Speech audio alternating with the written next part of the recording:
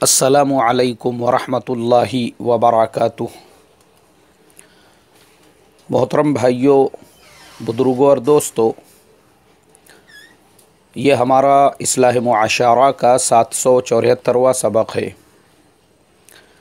मोहतरम बुजुर्गों, आज के सबक में मैं इंशाअल्लाह मेरे कर्नाटका सफ़र की कारगुजारी सुनाऊंगा। हमारे हाफिज़ अब्दुल वहाब साहब मुदोड़,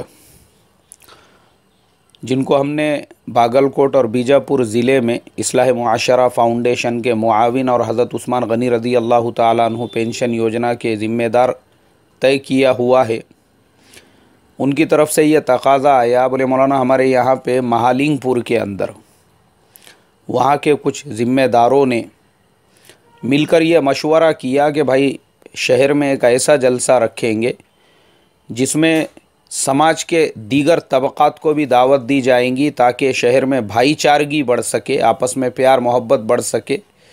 तो हिंदू समाज के भी जो मज़हबी लीडर है उनको बुलाया जाएगा, दलित समाज के भी जो बड़े हैं उनको बुलाया जाएगा, इसी तरीक़े से जो पॉलिटिशियंस हैं उनको भी दावत दी जाएगी और हमारे जो उलामा हैं उनको भी वहाँ पर बुलाया जाएगा। तो बोले उसके अंदर हमारे मुल्क की आज़ादी के लिए जिन्होंने क़ुरबानियाँ दी थी, जैसे हज़रत टीपू सुल्तान शहीद रहमतुल्लाह अलैह, अशफ़ाक़ुल्लाह ख़ान, भगत सिंह, और इसी तरीक़े से उसी वक्त में हमारा जो कॉन्स्टिट्यूशन कंप्लीट हुआ था, 26 नवंबर भी आने वाली है, तो डॉक्टर बाबा साहेब अम्बेडकर, तमाम ऐसे लोग हर मज़हब के, अलग अलग मज़हबों के, जिन्होंने इस मुल्क के अंदर भाईचारगी के लिए काम किया और मुल्क की खातिर क़ुरबानियाँ दी, उनको याद किया जाएगा, जंग आज़ादी के मुजाहिदीन को भी।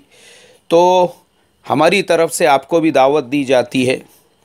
अब मैंने मेरा स्केड्यूल चेक किया तो पता चला कि उस दिन संडे आ रहा है और मेरा कहीं पर सफ़र नहीं है, तो मैंने हमारे हाफिज़ साहब की दावत को कबूल किया और उसी मुनासिबत से ये तय किया गया कि शनिचर की रात को मैं 11:15 बजे की ट्रेन से यहाँ से रवाना होकर कुर्ची पहुँचूँगा।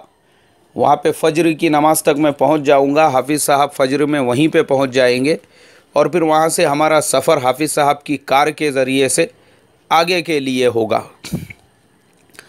मगर मीरज के अंदर हमारे एक बहुत ही अज़ीज़ दोस्त और हमारे इस्लाह मुआशरा से कई सालों से जुड़े हुए इरफान भाई पटवेगर, जो माशाअल्लाह दावत व तबलीग के काम के एतबार से भी एक मज़बूत ज़िम्मेदार साथी है और बड़ी क़ुरबानियाँ हैं उनकी तरफ से मुझे मैसेज आया कि मौलाना जब आपका इधर सफ़र हो ही रहा है तो बजाय कुर्ची जाने के आप मीरज उतर जाइए, हमारे यहाँ पे नाश्ता कीजिए और फिर आपको जो लेने के लिए आने वाले हैं वो कुर्ची की बजाय मीरज आ जाएंगे, फिर आप मीरज से अपना सफ़र आगे कीजिए।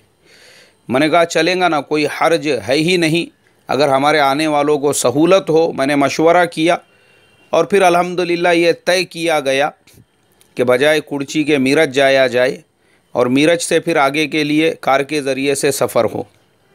उसी तरतीब के एतबार से शनिचर के दिन अल्हम्दुलिल्लाह अपने मकतब में बच्चों को पढ़ाकर, इशा की नमाज़ अपने मस्जिद में पढ़ाकर, आराम से इत्मीनान से घर पहुँचकर अपनी दीगर ज़रूरियात से फ़ारिग़ होकर तकरीबन 10:30 बजे मैं घर से स्टेशन के लिए रवाना हुआ।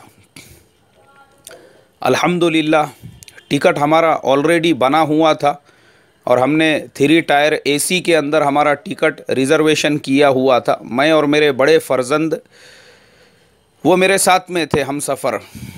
हम दोनों स्टेशन पर पहुँचे तो बस गाड़ी आने में ही थी और गाड़ी भी आ गई। हम लोग अपने डब्बे के अंदर अपनी सीट के ऊपर जाके लेट गए क्योंकि वक्त काफ़ी हो चुका था और सुबह में 5:30 सवा 5 बजे कुछ वो गाड़ी मीरज पर छोड़ती थी। ट्रेन हमारी रवाना हो गई। अब तकरीबन 1-1:30 बजे का वक्त होगा। मैं मेरी सीट के ऊपर और मेरे जो फ़र्जंद है वो अपनी सीट के ऊपर आराम कर रहे थे। मैं किसी तकाज़े से उठा और फिर आके अपनी सीट पे बैठा तो मैंने देखा वो जो TC है वो मेरे पास में आया। आके मुझसे कहने लगा, बोले भाई साहब आप कुर्ची तक जाने वाले हैं? मैंने कहा जी सर। बोले ये 2 सीट आपके ही है ना? मैंने कहा जी हाँ मेरे ही है। बोले देखो असल में थोड़ा सा एक तकाज़ा है। एक बहन है हमारी, बेचारी जवान है, 18-20 साल उसकी उम्र है, और इत्तेफाक ऐसा हो चुका है एक दूसरे मर्द के साथ आरएसी में उसका टिकट आ गया। वो मर्द, वो भी जवान है, उसकी कुछ 25-30 साल की उम्र होगी, और वो लड़की 18-20 साल की। अब दोनों एक ही सीट उनको मिला है। एक ने सर करके पैर उसकी तरफ करना, दूसरे ने सर करके पैर इसकी तरफ करना।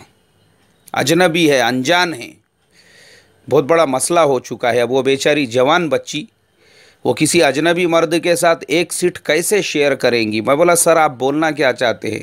What do you want to say me? You can say anything, no problem, I will sacrifice you anything. मैंने कहा जो बोलना है वो मुद्दे की बात बोलो, नो प्रॉब्लम।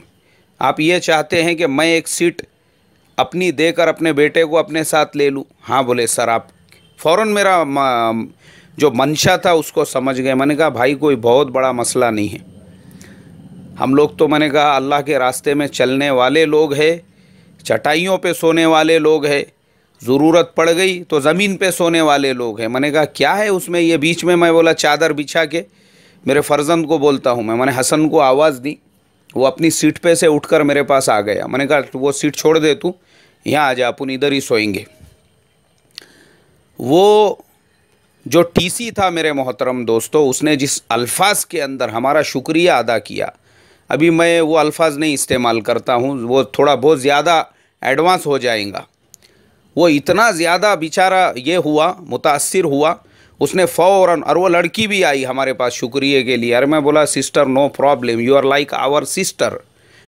और फिर उसके बाद हमारा सफ़र आगे की तरफ रवाना हो गया। मीरज रेलवे स्टेशन आ गया तो गाड़ी बिफोर पहुंच गई वहाँ पे, 5 बज रहे हैं और गाड़ी वहाँ पे पहुँच गई।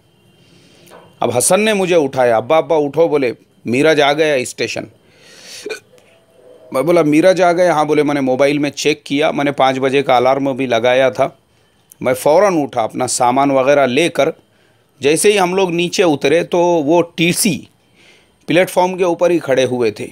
उसने फ़ौरन मुझसे कहा सर सर आप कुर्ची उतरेंगे ना, ये मीरज है? मैंने कहा हाँ हमारा रिज़र्वेशन कुर्ची तक ही है, लेकिन चूँकि हमने हमारे आगे के सफ़र को पोस्टपोन किए और यहाँ से हम लोगों को कार के ज़रिए से आगे जाना है। वापस से उसने मेरा बहुत शुक्रिया अदा किया। मैंने कहा भाई कोई मसला नहीं, कोई प्रॉब्लम नहीं है। और फिर उसके बाद हम लोग जब प्लेटफॉर्म पर पहुँचे तो हमारे हाफिज़ अब्दुल वहाब साहब भी आ चुके थे, इरफान भाई भी हमारे पहुँच गए, और ये उनका खुलूस और मोहब्बत ही कि फ़ज्र की अज़ान से पहले इरफान भाई के घर पर माशाल्लाह गरम गरम चाय वग़ैरह का इंतज़ाम, वो भी ऐसे सर्दी के मौके पर। अल्लाह तबारक व तआला उनके अहलो अयाल को बेइंतहा बरकतों से नवाजे, उनकी औलादों को इल्म व इरफान से सरफराज फरमाएँ, और उनके वालिद साहब को हर बीमारी से दूर रखे और शिफाए कामिला सेहत आजिला अता फरमा कर उम्र दराज फरमाएँ। माशाअल्लाह फ़जर की अज़ान के यानी नमाज से पहले हमने उनके घर पर चाय पी, और चाय पीने के बाद थोड़ी देर बातचीत करते रहे, और नमाज के लिए फिर उनके अपने ही महल्ले की जो उनकी अपनी ख़ानदानी मस्जिद है, उस मस्जिद के अंदर हम नमाज के लिए पहुँचे। माशाअल्लाह नमाज हुई। नमाज के बाद में थोड़ा सा मुज़ाकरा हुआ तो पता चला कि मकतब का एक बेहतरीन इंतज़ाम वहाँ पर है, और माशाअल्लाह वो छोटी सी मस्जिद में तकरीबन एक 300 के करीब तलबा पढ़ने के लिए आते हैं, और वही तरतीब है उनकी भी, सुबह में, दोपहर में, शाम में। बड़ी खुशी हुई मुझे, मेरे दिल की गहराइयों से दुआ निकली, क्योंकि मैं भी मकतब मदरसे वाला आदमी हूँ, तो जब भी कहीं जाता हूँ और इस तरीक़े से मेहनतों को देखता हूँ तो तबीयत पूरी तरह से अपनी बाग बाग हो जाती है। इमाम साहब की जो खिदमत और जो मेहनत है माशाअल्लाह, वो भी दिल से दुआएं निकली उनके लिए भी और वहाँ के ज़िम्मेदारों के लिए। नाश्ते वगैरह से हम लोग फिर फ़ारिग हुए, थोड़ी देर की बातचीत हुई, और अल्लाह हमारे हाफिज़ अब्दुल वहाब साहब को जज़ाए खैर अता फ़रमाए, जो जमीयत के जलसे में बेलगाम पहुँचे हुए थे, रात में पूरा जलसा करके फिर गाड़ी चलाते हुए वो मीरज भी पहुँच गए सुबह सुबह फजर के वक्त में। और माशा अल्लाह उनकी जो बशाशत है कि पूरी रात गाड़ी चलाने के बाद फिर वापस से जब हम लोग आगे के सफ़र के लिए रवाना हुए मुदोड़ के लिए, तब भी वो पूरी बशाशत के साथ गाड़ी चलाते रहे और ज़ोहर से पहले हम लोग मुदोड़ पहुंच गए। वहाँ पहुंचने के बाद चूँकि हमारा आगे का तकाज़ा ये था कि ज़ोहर के बाद में हाफिज़ साहब ने उनके अपने शहर के वकीलों को, डॉक्टर्स को, टीचर्स को, एजुकेटेड और जो पॉलिटिशियंस इस टाइप के जो लोग हैं उनको भी दावत दी थी। माशाअल्लाह ज़ोहर के बाद उन लोगों के साथ बातचीत हुई, वो रिकॉर्ड है, मैं भेजूँगा इंशाअल्लाह। बहुत ही खुशी हुई मुझे कि माशाअल्लाह कौम के अंदर इस तरीक़े के जो पढ़े लिखे तालीम याफ्ता लोग हैं वो समाज सेवा के अंदर लगे हुए हैं और कौम की खिदमत में लगे हुए। और फिर उनसे मुज़ाकरे के बाद हमारी जो तरतीब थी असर की नमाज के बाद, हमारे हज़रत उस्मान गनी रज़ी अल्लाह ताला अन्हु पेंशन योजना के एक मुस्तहिक, जिनको अल्हम्दुलिल्लाह पिछले 2 महीनों से पूरे एहतमाम से पेंशन पहुंच रही है, मैंने कहा भाई जब इस शहर में आए ही है उनकी भी थोड़ी सी मुलाकात कर लेंगे, ज़ियारत कर लेंगे। उनसे मिलने के लिए गए तो वो बेचारे पूरा पैरालाइसिस, उनको कुर्सी पे से उठ नहीं सकते, हाथ मुसाफहा के लिए मिला नहीं सकते, बात नहीं कर सकते, बैठे हुए हैं कुर्सी पे, सिर्फ देख रहे हैं। और पता चला कि उनकी भी हर महीने की दवाएं हैं, इलाज है। मैंने कहा चलो अल्हम्दुलिल्लाह, इतना तो अच्छा है कि उनका ख़ुद का बैंक अकाउंट पहले से था तो पेंशन उनको हर महीने पाबंदी से मिल रही है। और फिर उनसे मुलाकात करके हमारे हाफिज़ साहब की ख़ुद की कार, फिर वो हमको लेकर महालिंगपुर पहुँचे। वहाँ पे मगरिब की नमाज, मगरिब बाद में अल्हम्दुलिल्लाह वहाँ के जो बुज़ुर्ग हैं उन लोगों से मुलाकात हुई। तो सबसे ज़्यादा खुशी इस बात की हुई, इब्राहिम सुतार साहब, जिनको अभी हमारी इंडियन गवर्नमेंट ने पद्म श्री के अवार्ड से नवाजी। हमारे यहाँ पे हाल ये होता है, एक आधे को किसी एमएलए एमपी ने थोड़ा सा प्यार मोहब्बत से सर पे हाथ रख दिया, उसके पैर टिकते नहीं ज़मीन पे, अपने आप को ख़ुद इलाके का पुढ़ारी समझने लग जाता। और हमारे इब्राहिम सुतार साहब जैसे आम लोग मस्जिद में नमाज़ पढ़ते हैं, सादे सिंपल वो नमाज के लिए आए हुए, मैंने मुसाफा किया और मैंने उनको हाजी साहब कहा। मैंने कहा अस्सलाम वालेकुम हाजी साहब। तो हमारे दावल साहब जो मेरे शागिर्द के वालिद साहब होते हैं, उन्होंने मुझसे कहा मौलाना ये अल्लाह इनको हाजी साहब बना दे, लेकिन बोले हमारे इब्राहिम सुतार साहब है जिनको पद्म श्री का अवार्ड हमारे माननीय जो प्रेसिडेंट है उनकी तरफ से इस साल दिया गया। ओहो, मैं तो फिर दोबारा उनसे मिला और उनकी वो फ़ोटो भी मैंने फ़ेसबुक के ऊपर शेयर किया। उनकी सादगी देखकर, उनके अंदर का तवाज़ो देखकर, उनके अंदर की आजीज़ी, मैंने कहा आप इस बात के मुस्तहिक़ है कि आपको इस किस्म का अवार्ड दिया जाए। और फिर दूसरे दीगर ज़िम्मेदारों से मुलाकात हुई और फ़ौरन जलसे की कार्रवाई शुरू हो गई। जलसे में हमारे जो बिरादरान वतन हैं, बेहतरीन अंदाज में उन्होंने हज़रत सुल्तान टीपू शहीद रहमतुल्लाह अलैह की ज़िंदगी के ऊपर रोशनी डाली। और फिर बड़े ही गाँव के जो लोगों का जोश और खरोश था और जो वहाँ के नौजवानों की मेहनत थी काबिल तारीफ़। मैंने जो नौजवानों का जोश देखा, मेरे तो दिल की गहराइयों से वहाँ के नौजवानों के लिए दुआएं निकली। अल्लाह तबारक व तआला उन नौजवानों को सरसब्ज़ व शादाब रखे और उनके जोश और जज्बे को इसी तरीक़े से कायम और दायम रखे। जलसा बड़े ही यानी पुरसुकून तरीक़े से बहुत ही कामयाब रहा। और माशाअल्लाह जलसे के इख्तिताम के बाद फिर नबी साहब, अब मैं आगे का भूल गया हूँ वापस से, मुझे स्टेज पे भी उनका नहीं, आगे का नहीं याद था जो उनका आड़नाव या सरनेम है। तो नबी साहब जो है उनके घर पर खाने की दावत थी। हम लोगों ने अल्हम्दुलिल्लाह इशा की नमाज़ अदा की, उनके घर पे खाने वगैरह से फ़ारिग हुए और फिर मदरसे में हमारा क़ियाम रहा। और मदरसे में रात में क़ियाम करने के बाद बड़ा ही सुकून लगा मदरसे को देखकर, मदरसे की मस्जिद देखकर। और मदरसे में छुट्टी थी तो तलबा वगैरह कोई नहीं थे। उसके बाद में फिर हम लोग फ़ज्र की नमाज से पहले तहज्जुद में ही उठ गए और हमारे साथ में जो है आदिल भाई थे, उनका तकाज़ा ये था कि बोले वापसी में मेरे गांव में फ़जर पढ़ेंगे और फ़जर बाद वहाँ पे थोड़ी सी बात करके फिर आगे बढ़ेंगे। फिर हम लोग रामपुर पहुँचे, फ़जर की नमाज़ वहाँ अदा की, फ़जर बाद ज़िक्र के उन्वान से थोड़ी सी बातचीत हुई वहाँ पर, और फिर उसके बाद हम वापसी की तरफ लौटे। चूँकि मेरा पहले स्केड्यूल ऐसा था कि जलसे के बाद बीजापुर जाना है, पीर का पूरा दिन बीजापुर, फिर वहाँ से सोलापुर, वहाँ के दोस्त अहबाब से मिलते हुए पूना जाना है।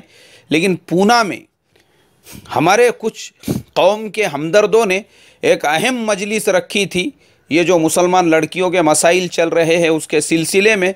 तो मुझे फ़ौरन पूना आने के लिए पुराने रिज़र्वेशन को कैंसिल करके फिर फ़ौरन निकलना था। तो अल्हम्दुलिल्लाह हाफिज़ साहब ने मुझे मीरज ड्रॉप किया, माशाअल्लाह। फिर बस भी मिल गई, चूँकि मैंने बस का रिज़र्वेशन बना लिया था। और अल्लाह का करम, अल्लाह का एहसान, मगरिब की नमाज में पीर के दिन वापस से मैं पूना पहुँच गया। और यहाँ पर जो वो मशवरा रखा हुआ था लेडी हवा बाई हाई स्कूल के अंदर, उसमें मेरी शिरकत हो गई। मैं बस स्टैंड उतरने के फ़ौरन बाद सीधा वहाँ के लिए रवाना हुआ और अल्हम्दुलिल्लाह मशवरे के अंदर मेरी शिरकत हुई और इत्मीनान के साथ ये पूरा सफ़र हुआ। बस आखिर में दुआ करता हूँ उन तमाम लोगों के लिए, ख़ास तौर पे महालिंगपुर के जलसे के लिए जिन जिन लोगों ने मेहनतें की, ऐ अल्लाह तू उनको सरसब्ज़ व शादाब रख और ख़ूब उनको बरकतें अता फ़रमा। और हमारे हाफिज़ अब्दुल वहाब साहब को जज़ाए खैर अता फ़रमा, शुरू से आखिर तक वो पूरे सफ़र में मेरे साथ रहे और उनकी उम्र में बरकत अता फ़रमा। इसी तरीक़े से इलाक़े के दीगर उलमा से वो जो मुलाक़ातें हुई, अल्लाह उनको भी जज़ाए खैर अता फ़रमाए। अस्सलामु अलैकुम व रहमतुल्लाहि व बरकातुहू।